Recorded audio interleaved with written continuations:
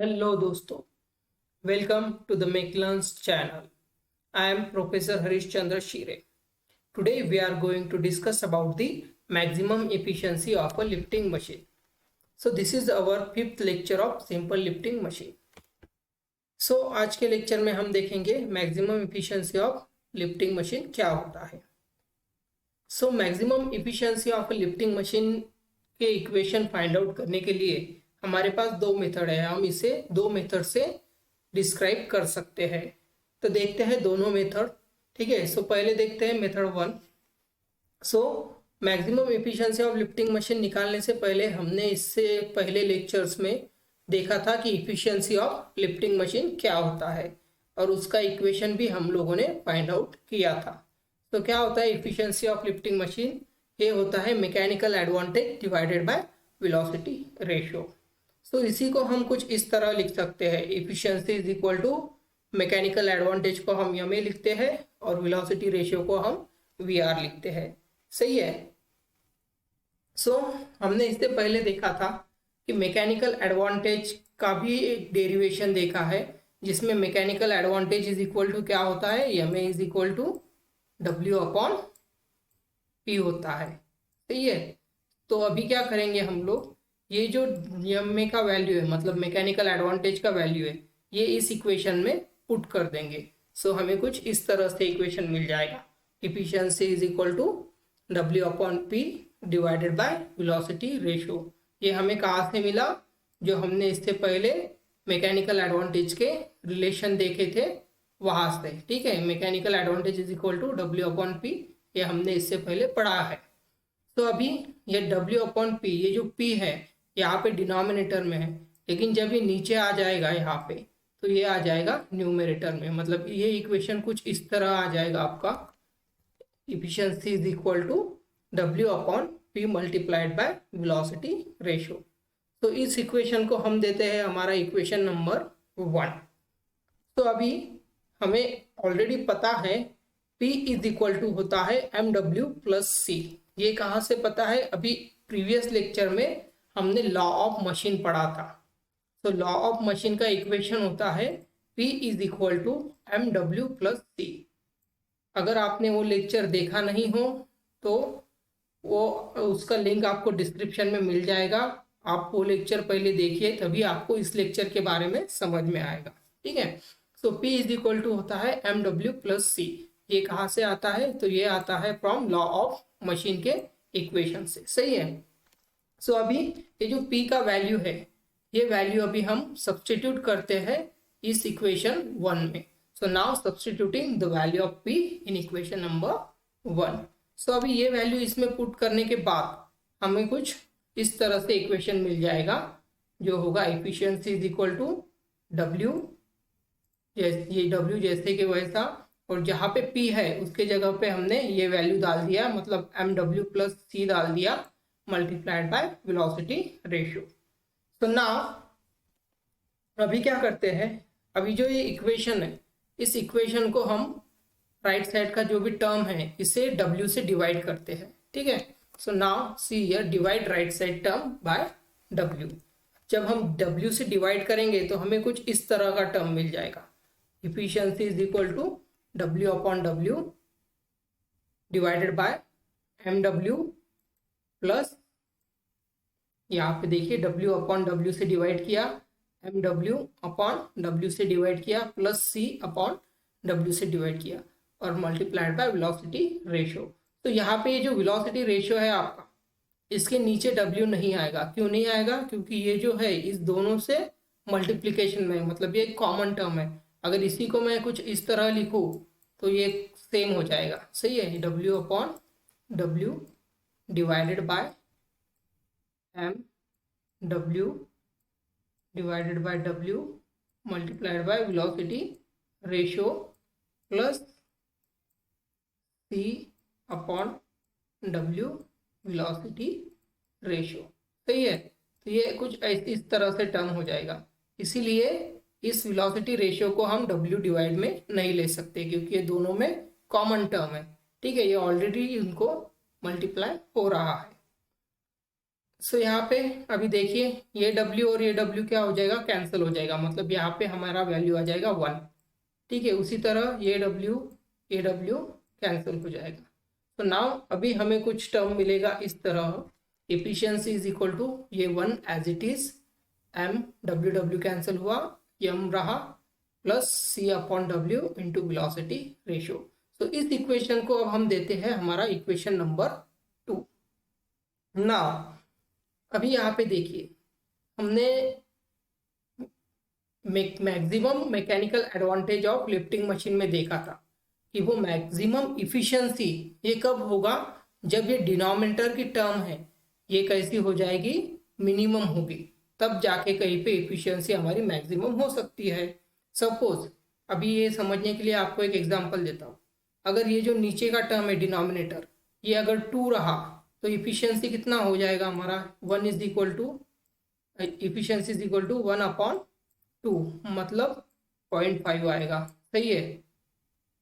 अभी यही इसके जगह पे अभी मैं क्या लेता हूँ, डिनोमिनेटर में 0.5 लेता हूँ, तो efficiency is equal to 1/0.5, right. तो ना अभी इफिशियंसी कितना आ जाएगा, 2 आ जाएगा। मतलब जैसे जैसे हम ये डिक्रीज करते जाएंगे डिनोमिनेटर, मतलब जितना मिनिमम हम डिनोमिनेटर लेंगे उतना मैक्सिमम क्या आएगा, हमारा इफिशियंसी आएगा।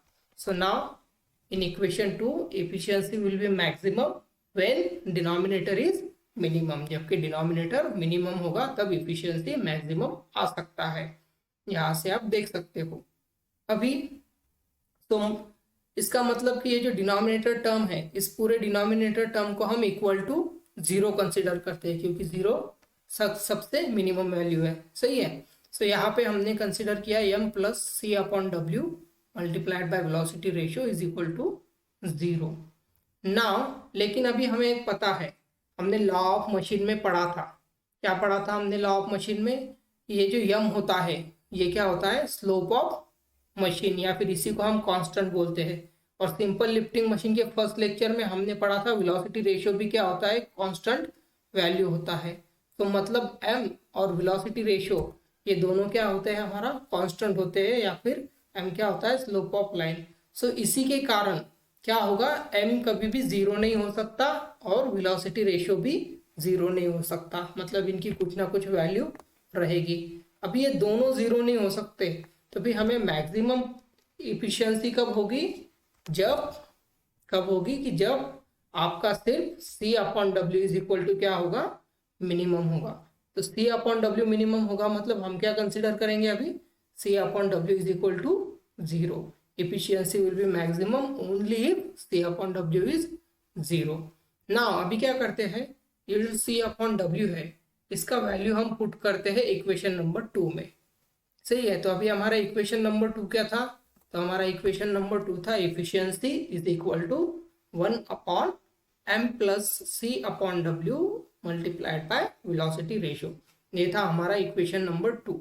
अभी इस इक्वेशन में हम क्या करने वाले हैं, ये C अपॉन डब्ल्यू का वैल्यू पुट करने वाले हैं, मतलब इसकी जगह पे क्या 0 पुट करने वाले हैं। तो अभी अगर हमने यहाँ पे 0 पुट कर दिया तो हमें कुछ इस तरह से इक्वेशन मिलेगा, maximum efficiency is equal to 1/m plus 0। यहाँ पे मैक्सिमम क्यों आ गया, क्योंकि हमने क्या बोला था कि जब भी डिनोमिनेटर मिनिमम होगा तब इफिशियंसी मैक्सिमम होगी। तो अभी ये क्या हो गया, मैक्सिमम, क्योंकि डिनोमिनेटर के टर्म में हमने 0 ऐड कर लिया। ठीक है। सो 1/m plus 0 multiplied by velocity ratio. तो नाउ अभी ये टर्म कुछ आपका इस तरह आ जाएगा, maximum efficiency is equal to 1/m multiplied by velocity ratio. So this is the equation for maximum efficiency। ये हो गया हमारा final equation maximum efficiency find out करने का। तो जब भी हम लोगों को न्यूमेरिकल में मैक्सिमम एफिशिएंसी पूछा जाएगा तो उस वक्त हमें क्या कौन सा फॉर्मूला यूज करना है, तो ये फॉर्मूला यूज करना है 1/m इंटू वेलोसिटी रेशियो। और जब सिर्फ इफिशियंसी पूछा जाएगा तब हमें कौन सा फॉर्मूला यूज करना है, तो उस वक्त हमें mechanical advantage divided by velocity ratio ये फॉर्मूला यूज करना है। ठीक है। तो जब भी आपको न्यूमेरिकल दिया जाएगा उसमें ध्यान से पढ़ना है, आपको पूछा क्या है, इफिशियंसी पूछा है या मैक्सिमम इफिशियंसी पूछा है, क्योंकि दोनों के लिए अलग अलग फॉर्मूले होते हैं। तो ये हुई मेथड 1। अभी एकदम आसान से वे से देखते हैं जो कि हमारी मेथड नंबर 2 है। सो इसमें भी हमने already efficiency of lifting machine क्या होता है हमें पता है। So that is nothing but efficiency is equal to mechanical advantage divided by velocity ratio. इसी को हम कुछ इस तरह लिख सकते हैं, efficiency is equal to M A upon V R. तो अभी इससे प्रीवियस के लेक्चर में हमने देखा था मैक्सिमम मैकेनिकल एडवांटेज क्या होता है, सही है। सो हमें जब मैक्सिमम इफिशियंसी निकालनी है तो हम ऐसे भी ले सकते हैं कि मैकेनिकल एडवांटेज की जगह क्या लेंगे, directly maximum mechanical advantage consider कर लेते हैं, ठीक है। जो कि हमने फर्स्ट मेथड में नहीं किया था, हमने यमे लिया था, फिर उसका वैल्यू लिया था और पूरा डिराइव करते गए थे। लेकिन हम direct maximum efficiency is equal to maximum mechanical advantage divided by V R भी ले सकते हैं। तो इससे पहले लेक्चर में हमने देखा था मैक्सिमम मैकेनिकल एडवांटेज क्या होता है। Maximum mechanical advantage is nothing but the, क्या है इसका वैल्यू, 1/m होता है, सही है। तो आप यहाँ पे देख सकते हो maximum efficiency is equal to 1/m divided by m। ये कहाँ से मिला हमें, ये मिला maximum mechanical advantage of lifting machine से। यहाँ पे आप देख सकते हो कि ये क्या है, maximum mechanical advantage is equal to, इसका वैल्यू होता है 1/m। सो ये वैल्यू हमने यहाँ पे पुट कर दिया, ठीक है। अभी ये m यहाँ पे डिनोमिनेटर में है, ये इधर शिफ्ट हो जाएगा, मतलब यहाँ पे न्यूमरेटर में आ जाएगा। सो यहाँ पे आपकी मैक्सिमम इफिशियंसी क्या आ जाएगी, 1/m multiplied by velocity ratio. तो इतना आसान है इस वे से, मतलब 3 स्टेप में आप आपका फॉर्मूला फाइंड आउट कर सकते हो। लेकिन कब कर सकते हो, जब आपको प्रीवियसली सारे फॉर्मूले याद हो गए। तो लेक्चर देखते वक्त पहले सब लेक्चर देख लो, उसके बाद स्टेप बाय स्टेप कोई भी लेक्चर आप लोगों को यहाँ पे मिस नहीं करना है। अगर आप मिस करोगे तो आपको कुछ भी अंडरस्टैंड नहीं होगा, ठीक है। सो आपको अगर लेक्चर पसंद आ रहे हो तो लेक्चर्स को लाइक कीजिए, चैनल को सब्सक्राइब कीजिए और ज़्यादा से ज़्यादा आपके दोस्तों में शेयर कीजिए, ताकि मुझे और ज़्यादा से ज़्यादा वीडियो बनाने में मज़ा